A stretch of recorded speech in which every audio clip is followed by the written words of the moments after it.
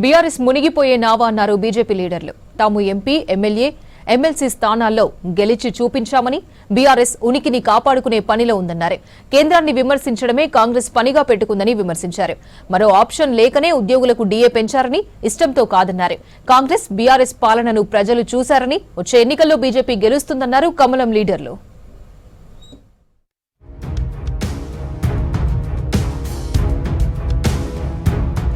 MIM MP Asaduddin Owaisi వ్యాఖ్యలకు counter ఇచ్చారు కేంద్ర మంత్రి కిషన్ రెడ్డి. హిజాబ్ ధరించే ఒక ముస్లిం మహిళ దేశ ప్రధాని కావాలని కోరుకుంటున్న అసద్, పాకిస్తాన్, బంగ్లాదేశ్కు వెళ్లి హిందూ మహిళ ప్రధాని కావాలని డిమాండ్ చేసే దమ్ముందా అని ప్రశ్నించారు. ఓవైసీ స్టేట్మెంట్ మత విద్వేషాలు రెచ్చగొట్టి ప్రజలను విభజించే విధంగా ఉన్నాయని ఆగ్రహం వ్యక్తం చేశారు కిషన్ రెడ్డి. అసదుద్దీన్ ఓవైసీ మాట్లాడుతూ ఈ దేశానికి హిజాబ్ ధరించేటువంటి ఒక ముస్లిం మహిళ ప్రధానమంత్రి కావాలని కోరుకున్నాడు. ఓవైసీ స్టేట్మెంట్ ఏదో ప్రజలను విభజించే విధంగా, మత ఉద్రిక్తలు రెచ్చగొట్టే విధంగా ఈరోజు ఆయన స్టేట్మెంట్ ఉంది. ఆయన అడుగుతా ఉన్నాను, మీరు పాకిస్తాన్కి వెళ్ళి, బంగ్లాదేశ్కి వెళ్ళి ఒక బొట్టు పెట్టుకునేటువంటి హిందువు అక్కడ ప్రధానమంత్రి చేయాలని డిమాండ్ చేస్తారని అడుగుతా ఉన్నాను. రాష్ట్రంలో బీఆర్ఎస్ పని అయిపోయిందన్నారు కేంద్ర మంత్రి Kishan Reddy. MP, MLA, MLC ఎన్నికల్లో గెలిచి చూపించామని, గాలివాటమైతే దేశంలో 3 సార్లు అధికారంలోకి ఎలా వస్తామన్నారు. ఎవరిది గాలివాటమో ప్రజలకు తెలుసునన్నారు కిషన్ రెడ్డి. ఇంకెక్కడ బీఆర్ఎస్ పని అయిపోయింది.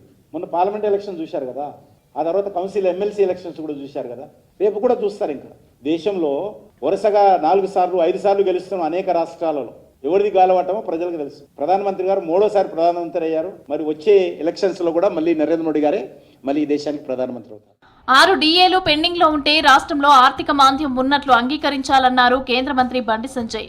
విధి లేక ఉద్యోగులకు 1 డీఏ ఇచ్చారే తప్ప ప్రత్యేక ప్రేమ లేదని విమర్శించారు.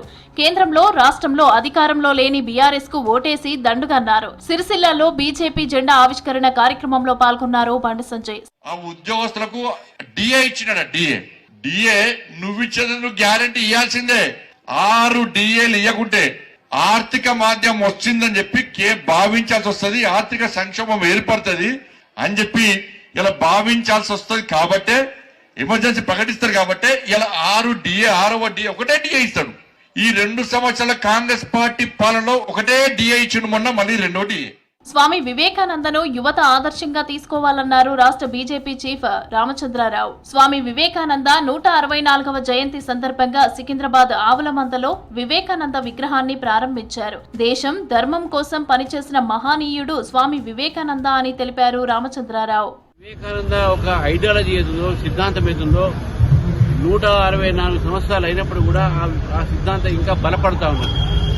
ఇతర ఒక వామపక్ష సిద్ధాంతాలన్నీ కూడా బలహీనపడి ఈ దేశాలు అవన్నీ కూడా క్షీణించిపోయినాయి. ఏదైనా ఒక సిద్ధాంతం ప్రపంచ శాంతి కానీ, దేశంలో ఉన్న శాంతి కోసం కానీ, అది వివేకానంద ఒక సిద్ధాంతం మాత్రమే. 10 ఏళ్ల బీఆర్ఎస్, 2 ఏళ్ల కాంగ్రెస్ పాలనలో ప్రజలకు ఒరిగిందేమీ లేదన్నారు బీజేపీ లీడర్లు. 2 ఏళ్లుగా ఇచ్చిన 6 గ్యారంటీలను అమలు చేయకుండా టైంపాస్ చేస్తోందని విమర్శించారు.